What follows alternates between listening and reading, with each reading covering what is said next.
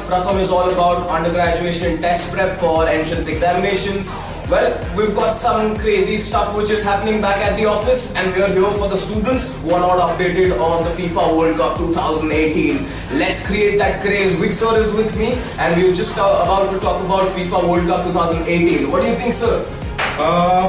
This is basically the 21st edition of the FIFA World Cup that is happening in Eastern Europe for the first time. That is the Eastern Russia continent, right? As usual, 32 teams are participating in this, out of which 20 teams are the ones who are playing their back-to-back World Cup. Probably yes, exactly. They're reappearing, and I guess Iceland and Panama are the ones who are getting an exposure to the World Cup for the first time. Yes. Now, but this World Cup has not started without missing some big teams. Oh, yes. Netherlands, yes, one of the good teams. Big heartbreak. Yeah. Italy, right? Yes, certainly. Past winners of the World Cup, missing it for the first time probably, and then a big team like the Czech Republic. Oh yeah, I totally forgot that. Well, Netherlands, Italy and Czech Republic are the three teams that we did not see, we will not be seeing in the FIFA World Cup 2018. Apparently they did not qualify for the group stages. Let's quickly get on to the main group stages. Let's talk about Group A first. The first ever match in 2018, the host country, Russia versus Saudi Arabia. Spectacular match, 5-0 to Russia, and it was a brilliant match. Did you see the match, sir? Definitely, being the first match, right? Being the enthusiasm there, right? And Russia carried on the tradition wherein the host nation did not lose the opening match. That's the best part. That's the best part, and which was actually the shocking part. Nobody expected Russia to score so well and deliver so well. That's the point, and fans were going crazy and gaga over the performance which was they saw in the Russian match. Right. Next match was between Egypt and Uruguay. Oh yes.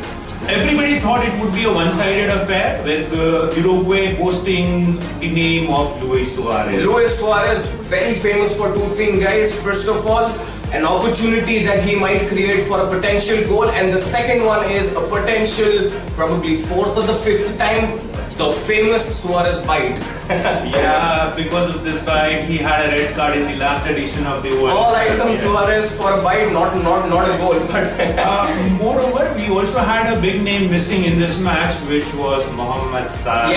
Yes, the Golden Boot winner for English Premier League 2017-18. Well, apparently Mohamed Salah was the most expected player to be on the pitch, but he was not selected in the playing 11. Yeah, he continued with his the shoulder injury that he attained in the UEFA Champions League final. Right. That's the baddest, that's the saddest part apparently. Well, Suarez on the other hand just had a shot accuracy of 33%. The fans were utterly disappointed.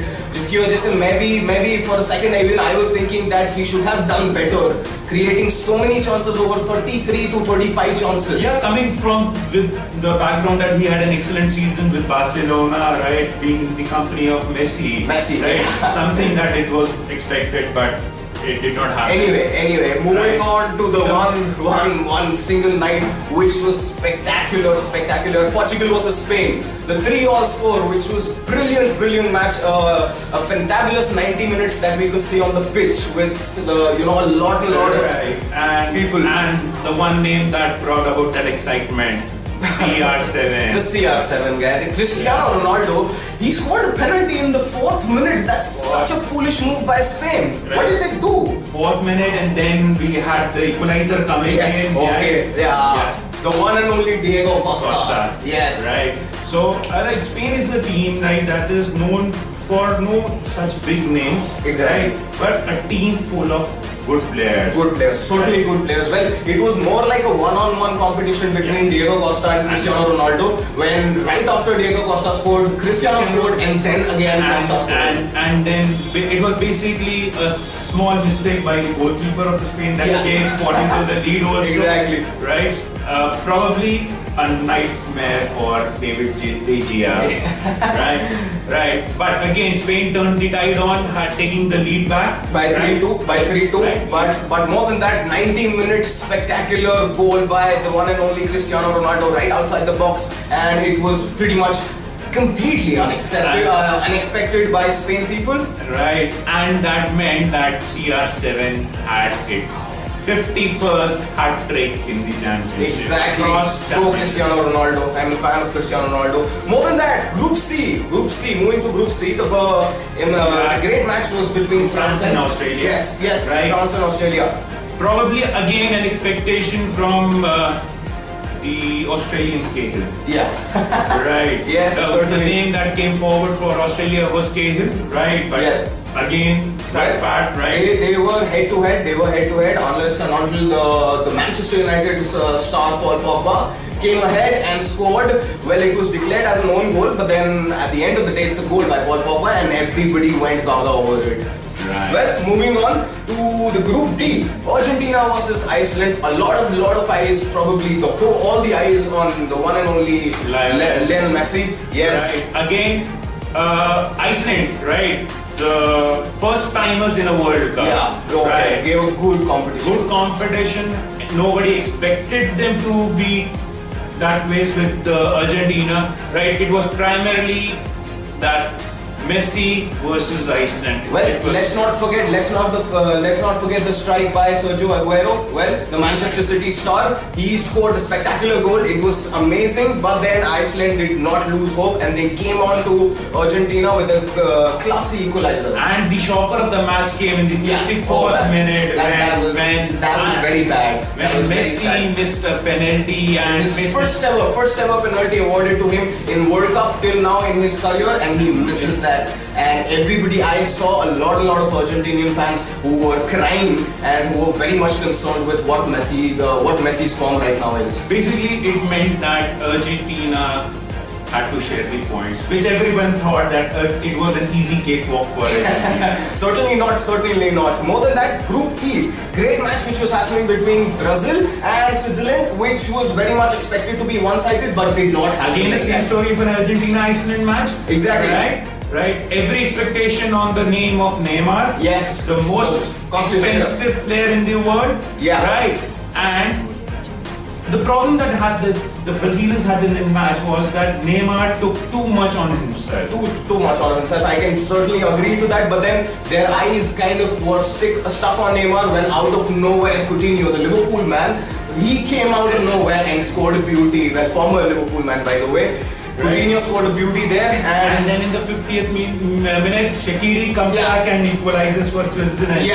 Great pass by Xherdan Shaqiri to Steven Zuber, and it was a head because nobody actually cared about where Zuber was at the end of the day. Anyway, that was a beautiful match as well. It was something that post that Brazil went into a shell.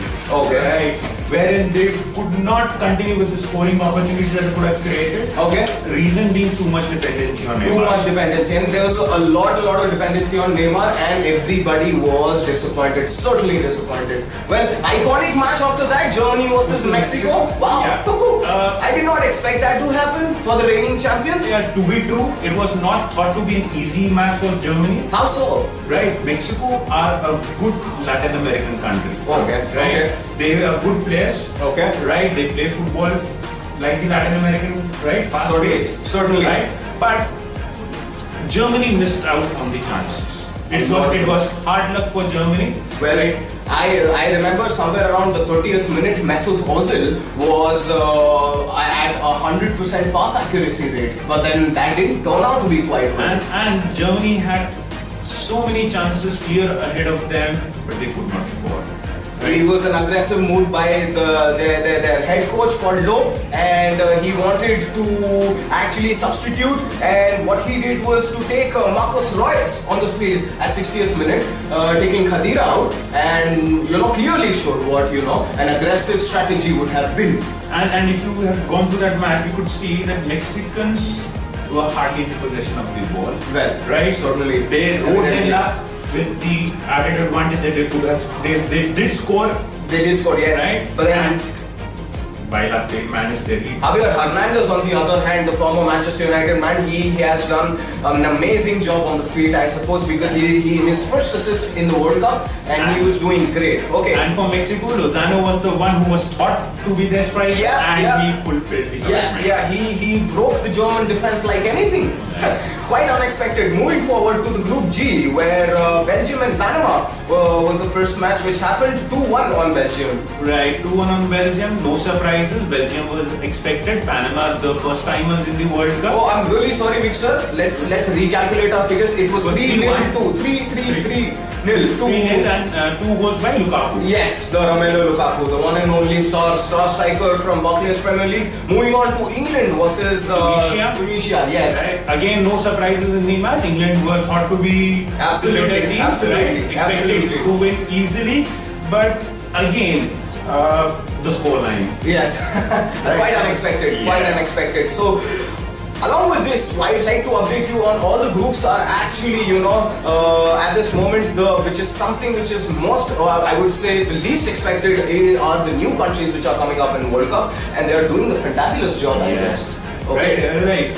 Like always, World Cup has come with full of surprises. Full surprises, certainly. The first matches of across countries have brought in a lot of surprises. Absolutely. Unexpected surprises. Let's see the set of surprises. Absolutely, we're gonna reach out to you soon, guys. I'm gonna break off right now, so we're gonna reach out to you very soon. So keep yourself updated through PRATHAM Test Prep channel on YouTube. Please like, share, and subscribe whenever you get the chance. Thanks a lot, and the link is just right below. Thank you.